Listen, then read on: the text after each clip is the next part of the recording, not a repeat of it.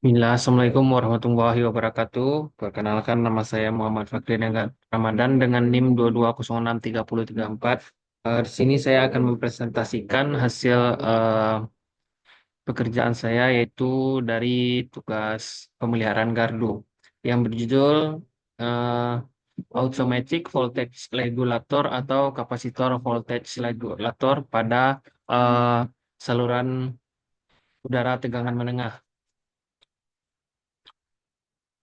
Nah, tujuan pembahasan ini adalah menjelaskan fungsi dan prinsip kerja AVR dan CVR. Yang kedua, menunjukkan prosedur pemeliharaan yang benar. Yang ketiga, meningkatkan kompetensi teknik dalam perawatan peralatan tenaga menengah. Nah, yang perlu diperhatikan dalam sebelum perawatan yaitu eh, menggunakan APD lengkap seperti helm, sarung tangan, sepatu safety, yaitu sepatu yang tahan terhadap sengatan listrik tegangan menengah yaitu 20 kV. Yang kedua, pastikan peralatan dalam kondisi tidak bertegangan saat pemeliharaan. Nah, di sini kita perlu memastikan kondisi trafo itu, kondisi peralatan itu tidak dalam keadaan bertegangan. Yang ketiga, mengikuti prosedur ketiga dan arahan instruktur. Sangat penting agar terhindar dari hal-hal yang tidak diinginkan. Nah, apa itu automatic voltage regulator? AVR adalah perangkat yang digunakan untuk menjaga agar tenaga listrik tetap stabil secara otomatis meskipun terjadi perubahan beban pada jaringan distribusi listrik. Biasanya digunakan pada sistem tenaga listrik tegangan menengah dan tinggi untuk menjaga kualitas pasokan daya. CFR. Nah, itu apa itu CFR? Merupakan teknologi pengatur tegangan menggunakan kapasitor yang ditempatkan secara strategis di jaringan distribusi. CVR bekerja dengan mengurangi tegangan di jaringan sehingga daya reaktif dapat dikendalikan dan rugi daya dapat dikurangi. Jadi ini berfungsi sebagai untuk mengurangi rugi-rugi daya pada jaringan distribusi. Fungsi dan peran AVR.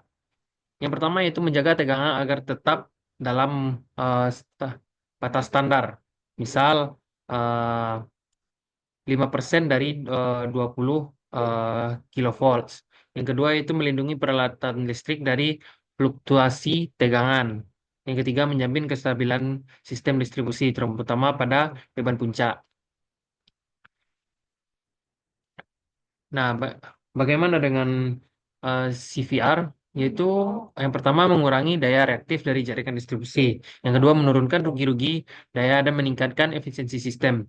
Yang ketiga menstabilkan tegangan di ujung saluran distribusi dengan kontrol kapasitor otomatis.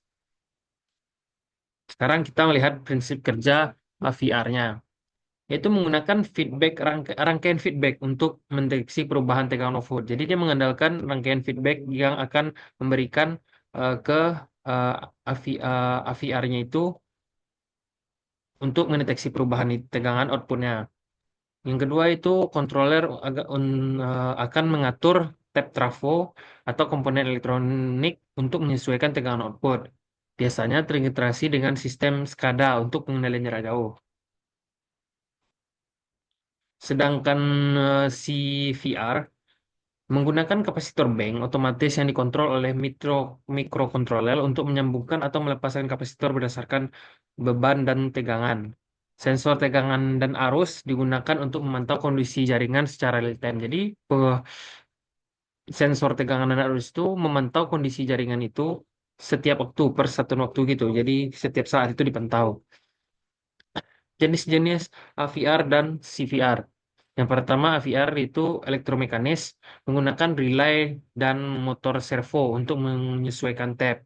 Yang kedua elektronik menggunakan komponen solid state seperti transistor atau triac.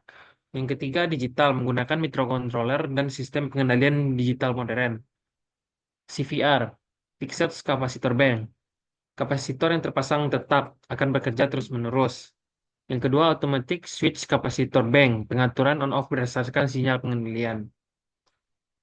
Nah, komponen utama dari AVR dan CVR. Yang pertama ada sensor tegangan arus tentunya. Yang kedua sistem kontrol seperti microcontroller, PLC atau SCADA. Yang ketiga kontraktor atau relay. Yang empat unit kapasitor pada CVR.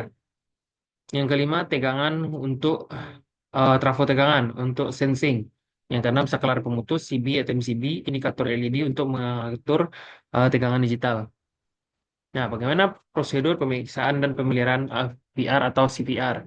Sebelum ada beberapa langkah yang perlu diperhatikan. Yang pertama yaitu sebelum pemeliharaan, yaitu mematikan sumber tegangan terlebih dahulu. Jadi harus memastikan peralatan tidak bertegangan. Yang kedua, pasang tanda pengaman atau dilarang mengoperasikan.